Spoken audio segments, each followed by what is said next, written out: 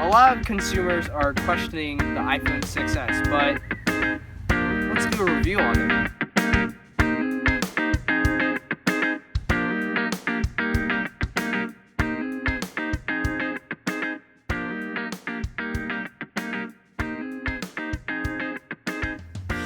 So something that many consumers look at first about this phone is, did the screen change?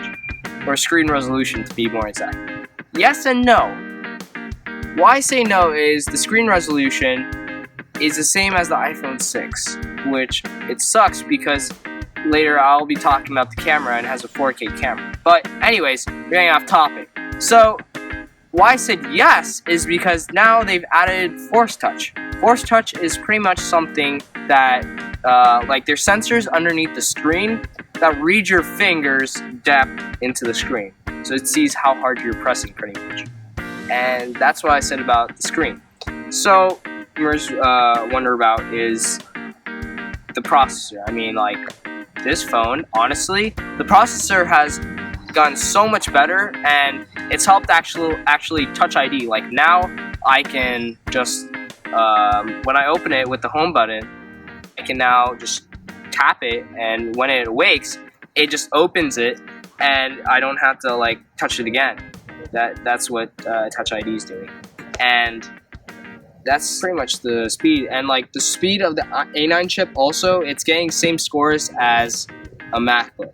So that tells you how fast this processor is.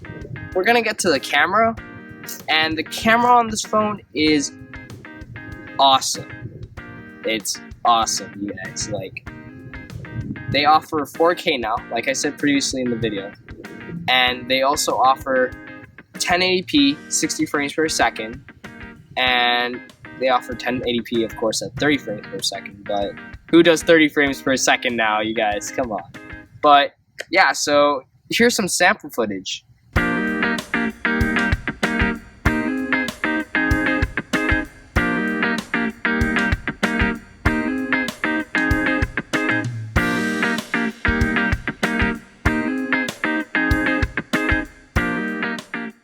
Hey guys, I forgot to mention, the iPhone 6s also has an improved front-facing camera. It's now 5 megapixels instead of 1 megapixel, so it's really good. And the photo looks fine because there's actually natural light, but it looks really good in low light situations.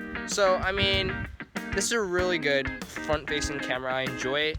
It doesn't have as wide of an angle as expected that other phones like the Samsung Notes and so on offer, but that's pretty much a test footage of front-facing cameras. So the battery on this phone is decent, in my opinion. I use a lot of my phone for productivity, so I use the camera. I also play a lot of games and watch YouTube videos. So like, if you're gonna be very productive, I highly recommend getting the 6S Plus because that has a slightly larger battery, and people that I know who have the 6S Plus can use it 1.5 days. And now this phone has a new 7000 aluminum series casing on the back, so it's going to be really strong against those drops. And the screen is an ionized screen, so almost the same glass that they use in Apple Watch Sports Edition. So it's really good. It absorbs it really well. This phone, honestly, in my opinion, if I were to rate this phone, I would give it an 8.